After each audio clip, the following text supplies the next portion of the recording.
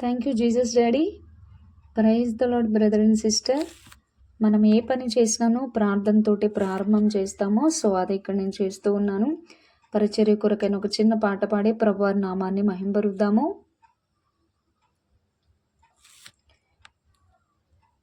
పని చేయుట నేర్పించు, మీ పని చేయుట నేర్పించు,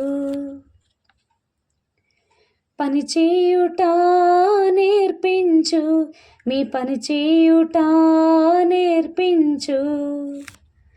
కష్టముతో కాక ఇష్టముతో పని చేయుట నేర్పించు, కష్టముతో కాక ఇష్టముతో మీ పని చేయుట నేర్పించు. పరమ తండ్రి నేర్పుము నేర్పుము, నా ఒళ్ళొంచి పని చేయుట నేర్పుమయా.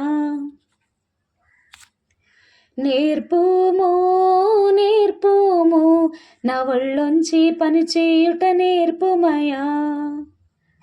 జనులను చూసి సిగ్గుపడక పని చేయుట నేర్పించు పరమ తండ్రి. ఆమేన్. జనులను చూసి సిగ్గుపడక పని చేయుట నేర్పించు పరమ తండ్రి. నేర్పుము నేర్పుము, నా ఒళ్ళొంచి పని చేయుట నేర్పుమయా. నేర్పుము నేర్పుము, నా ఒళ్ళొంచి పని చేయుట నేర్పుమయా. పని చేయుటలో నీ దీవెనను అనుభవించుట నాకు నేర్పుమయా. ఆమేన్.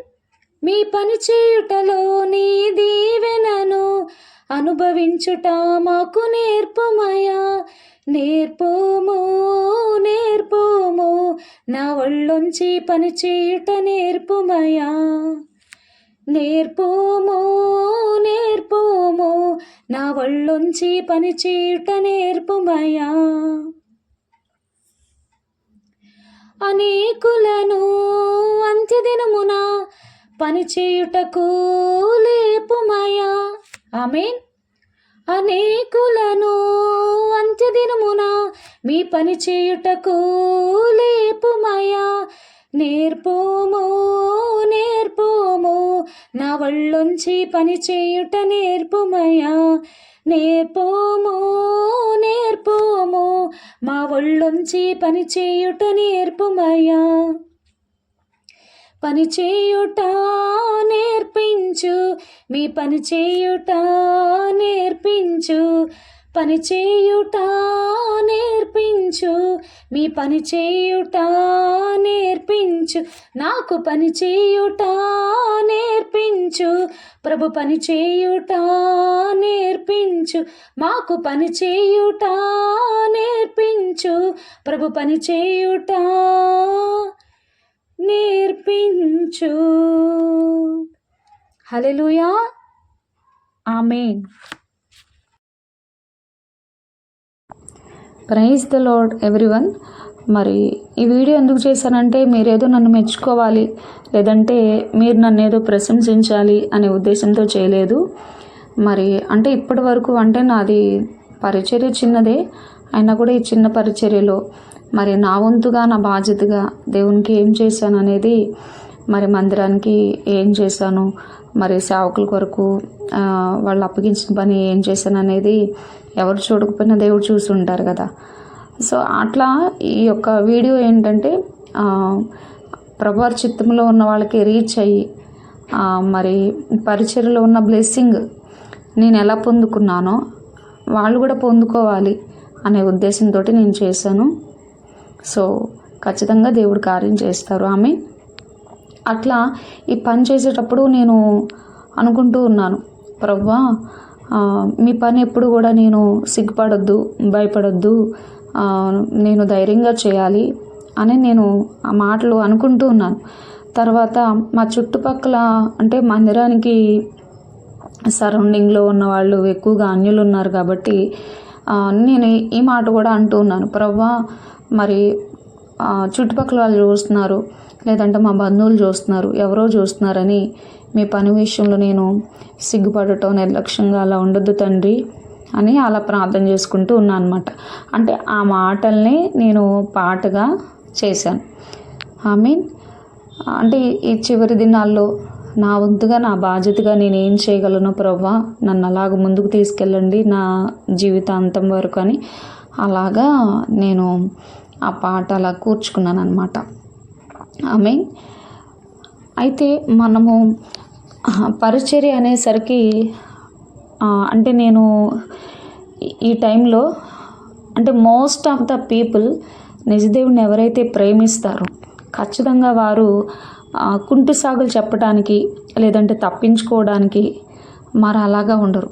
తప్పనిసరిగా వాళ్ళు ఏది దొరికిద్దా, ఏం చేద్దామా, మందిరంలో కావచ్చు, లేదంటే దైవజనుల కింద సహకరించడంలో కావచ్చు, సంఘ సహవాసంలో కావచ్చు, నా బాధ్యతగా ఏం చేయగలను అని వాళ్ళు ఎదురు చూస్తూ ఉంటారు. ఎప్పుడు మాకు ఆ అవకాశం వస్తుందా అని ఎదురు చూస్తూ ఉంటారు. అలా వాళ్ళు అటువంటి ఆసక్తి పరులని దేవుడు కూడా చూడండి పరిశీలించి చూస్తారంట, ఎవరు నా పని ఆసక్తిగా చేస్తారు అని. అట్లా మోస్ట్ ఆఫ్ ద పీపుల్ దేవుని కొరకు అలాగా చేస్తారు. అయితే నేను ఈ వీడియో మెయిన్గా కొంతమంది ఉంటారు కదా, రేర్గా అక్కడక్కడ అంటే నులివెచ్చని స్థితిలో ఉన్నవాళ్ళు, మరి నటించే భక్తి గల వాళ్ళు ఉంటారు. భక్తి చేయకపోయినా కూడా పెదవులతో ప్రేమించే వాళ్ళు అలాగా ఉంటారు. అయితే నేనేం చెప్తానంటే మనము నిజదేవుణ్ణి ప్రేమిస్తున్నామా లేదా అనేది మన క్రియారూపకంగా కూడా కనబడుతూ ఉంటుంది. నేనేమంటానంటే మనం దేవుని విషయంలో ఖచ్చితంగా మనము పని చేయడానికి దయచేసి ఎవ్వరు కూడా కుంటి సాగులు చెప్పి తప్పించుకుని తిరగవద్దు. అయ్యో నా కట్టుకున్న బట్టలు నలిగిపోతాయి, అయ్యో ఎండ వస్తుంది, ఈ ఎండలో నేను నల్లబడిపోతాను, అయ్యో చలి, అయ్యో వాన, నేను మొలకెత్తుతాను, ఇట్లా మనం లోకులులాగా దయచేసి మనం ఎన్నడూ కూడా అటువంటి ఆలోచన మనం చేయవద్దు. పరిచర్య అనేది కూడా నిజంగా అండి, అది అందరికీ అన్ని సమయాల్లో దొరకదు. అంటే ఎప్పుడైతే మనకి ఆ అవకాశం వస్తుందో మనం దాన్ని క్యాచ్ చేసుకుని యూటిలైజ్ చేసుకోవాలి. మరి అందుకనే జ్ఞానం కలిగిన వాళ్ళు ఏం చేస్తారంటే మరలా ఈ అవకాశం రాదని వాళ్ళు జ్ఞానం కలిగి ఉపయోగించుకుంటారు. కాబట్టి వాళ్ళు బ్లెస్ అవుతూ ఉంటారు. చూడండి, పరిచర్య చేసేవాళ్ళు పరిచర్య చేయకుండా తప్పించుకుని తిరిగే వాళ్ళు మీరు ఒకసారి గమనించండి. వీరిద్దరిలో ఎవరు బ్లెస్ అవుతూ ఉంటారంటే మరి నమ్మకంగా. అందుకని అక్కడ సామెతలు 28:20లో ఆ మాట ఒకసారి మనం ధ్యానం చేద్దాము. నమ్మకమైన వానికి దీవెనలు మెండుగా కలుగును అని అక్కడ వ్రాయబడి ఉంది. అంటే నువ్వు మందిరంలో కావచ్చు, లేదంటే దైవజనుల కింద సహకరించే విషయంలో కావచ్చు, లేదంటే సంఘ సహవాసంలో ఏదైనా నీ వంతుగా నీ పాత్రగా నువ్వేమైతే చేయగలవో ఆ యొక్క పనిలో మనము చిన్నదా పెద్దదా అని కాదు, కానీ మనం ఏదైతే చేస్తామో నమ్మకంగా యథార్థంగా దేవుడు ఎలాంటి దీవెనలండి, మెండైన దీవెనలు అంట.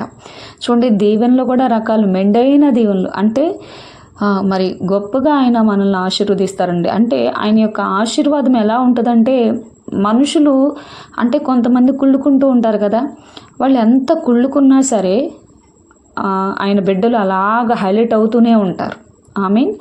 మరి కొంతమంది అబద్ధాలు చెప్పి మరి కుంటి సాగులు చెప్పి అలా తప్పించుకుని తిరుగుతూ ఉంటారు. దయచేసి అలా ఉండొద్దు. చూడండి, మనం పరిచర్య ఎప్పుడు చేస్తామండి?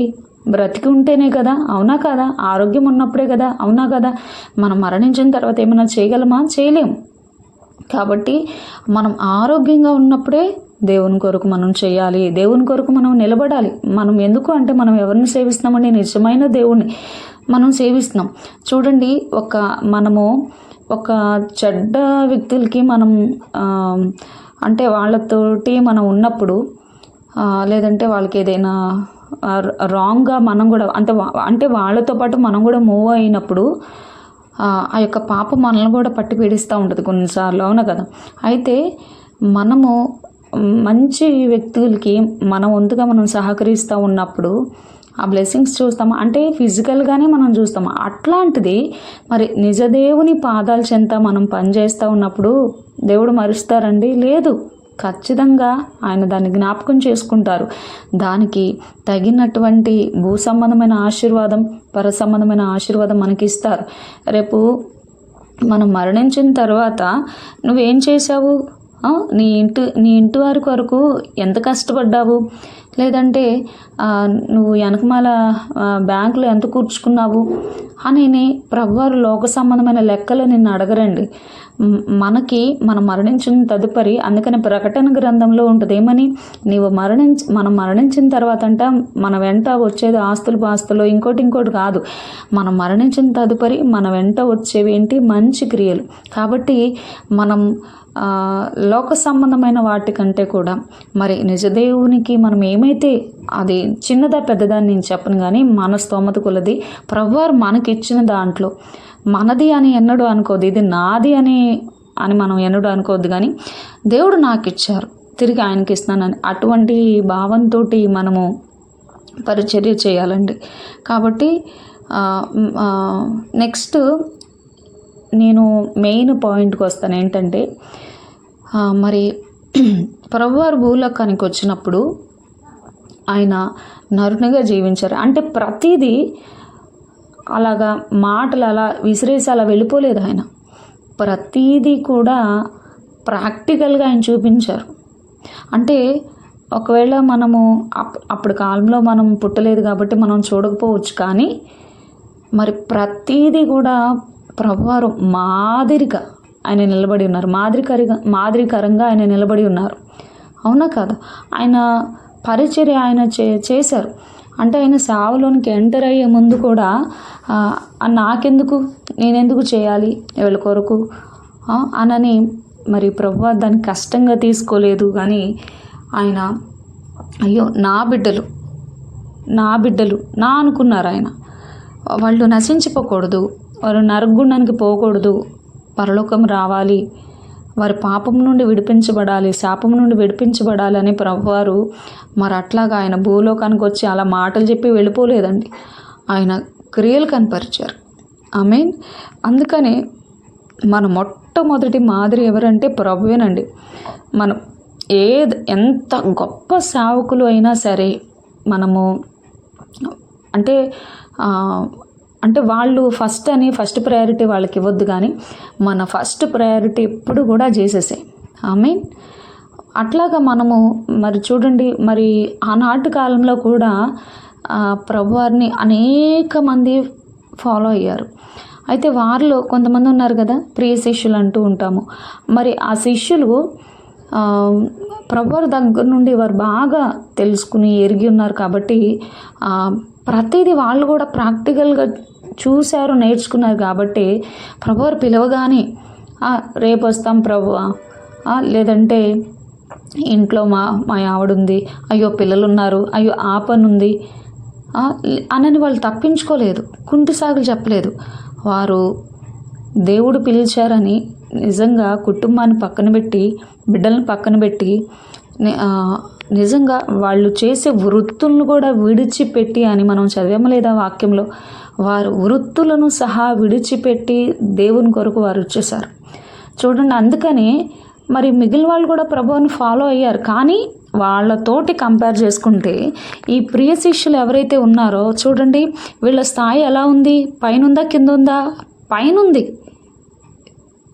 ఆమేన్.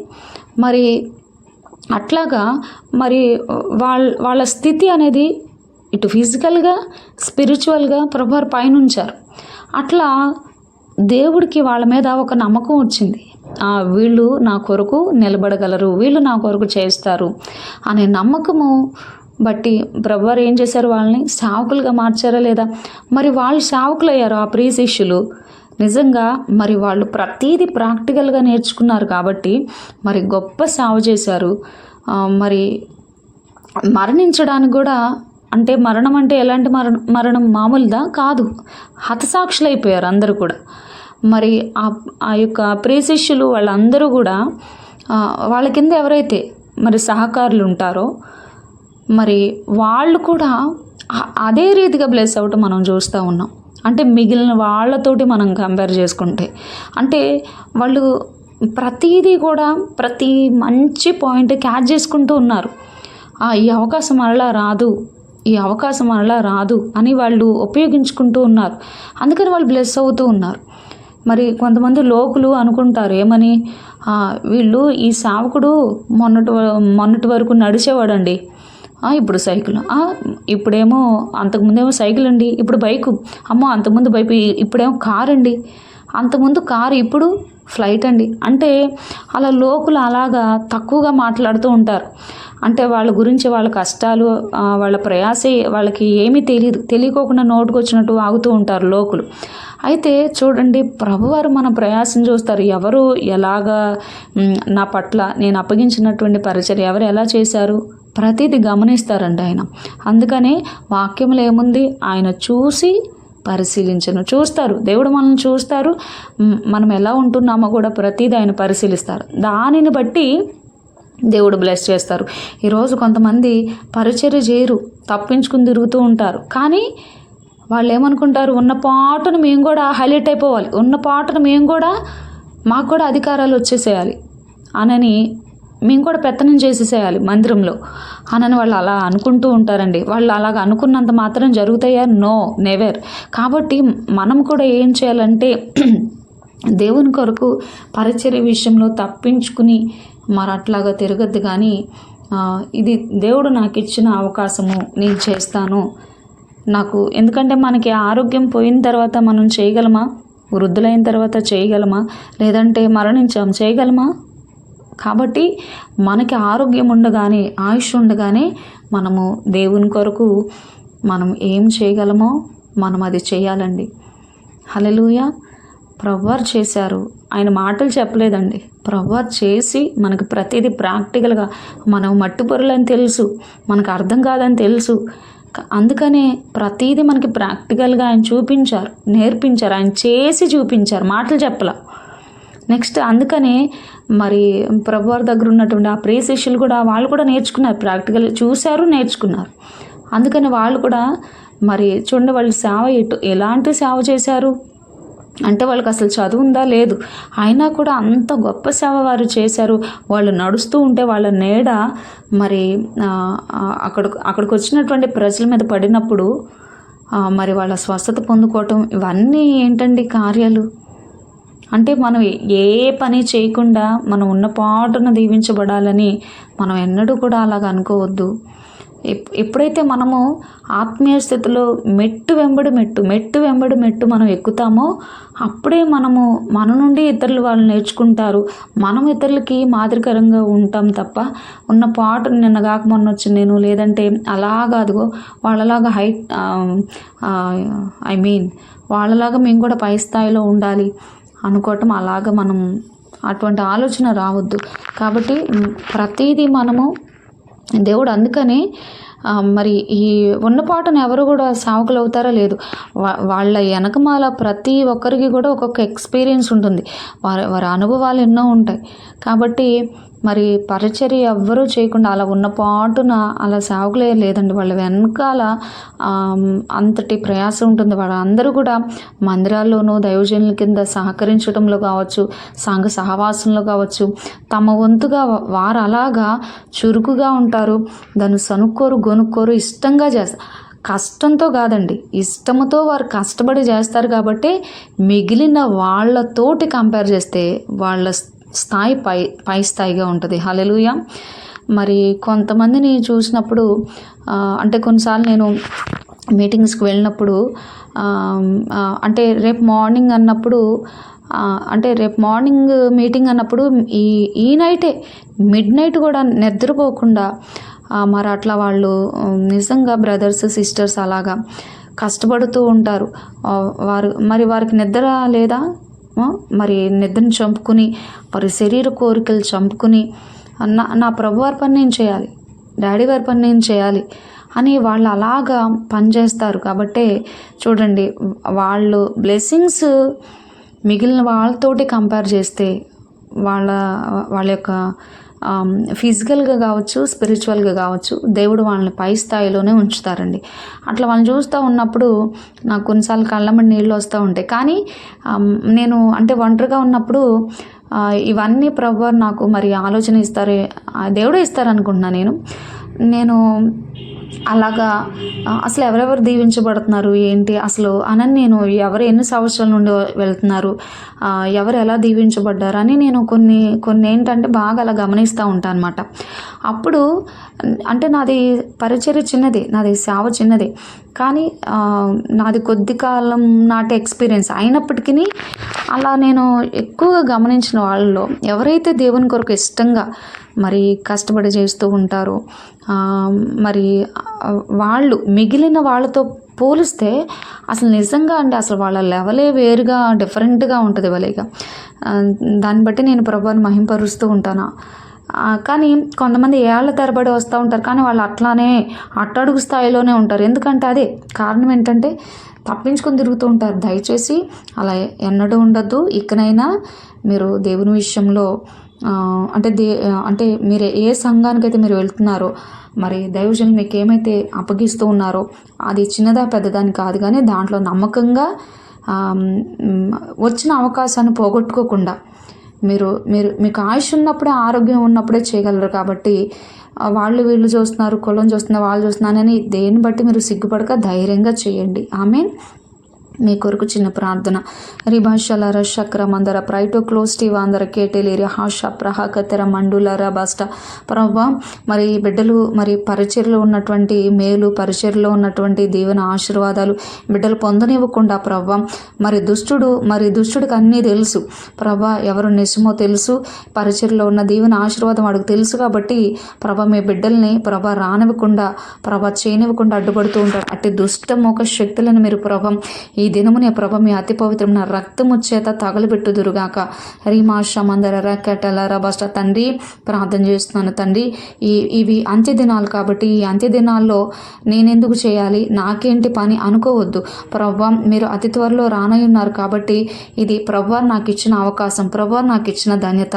నేను మరణిస్తే ఏం చేయలేను, నేను ఏదైనా కూడా నా తండ్రి కొరకు, నా పరలోక డాడీ వారి కొరకు నేను ఇప్పుడే చేయగలనని బిడ్డలు కూడా ప్రభా దాన్ని రిసీవ్ చేసుకుని మరి తండ్రి ముందుకు అడుగు వేస్తూ ప్రభా మరి దైవజనులు ఏమైతే వారికి అప్పగిస్తూ ఉన్నారో అందులో సనుక్కోకుండా గొనుక్కోకుండా హృదయపూర్వకంగా బిడ్డలు చేయాలని, ఆ పరిచర్యలో ఉన్నటువంటి ఆశీర్వాదం దీవెన ప్రభా వారే కాదు వారిని బట్టి మరి ఆనాటి కాలంలో వారిని బట్టి వారి కుటుంబాలు ఎలా అయితే దీవించబడ్డాయో మరి ప్రభా మరి చేస్తున్న ప్రతి ఒక్కరు కూడా దీవించబడాలి, వారిని బట్టి వారి కుటుంబాలు దీవించబడాలి ప్రభా. అట్లానే మరి చేస్తున్న వారు కావచ్చు, మరి వారి ఫ్యామిలీ మెంబర్స్ కావచ్చు ప్రభా తండ్రి మరి బిడ్డలు చేసిన మీరు అంటున్నారు ఎవరైతే నా పని చేస్తారో వారి పని నేను చేస్తానని. కాబట్టి ప్రభా బిడ్డలు ఎవరైతే రక్షణ లేకుండా ఉన్నారో వారికి పరిపూర్ణ మారు మనసు, పరిపూర్ణ పాపక్షమాపణ, పరిపూర్ణ రక్షణ అనుభవంలోనికి మీరు నడిపించగలరు. ఆమేన్ ప్రభా. అట్లానే ఎవరైతే మరి స్వస్థత కొరకు ప్రభా మరి ఎదురు చూస్తూ ఉన్నారో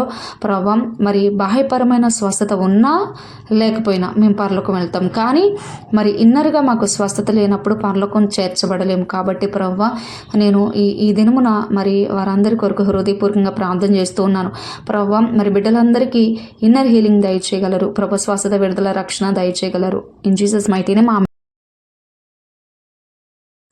ఆమేన్ ఆమేన్ ఆమేన్.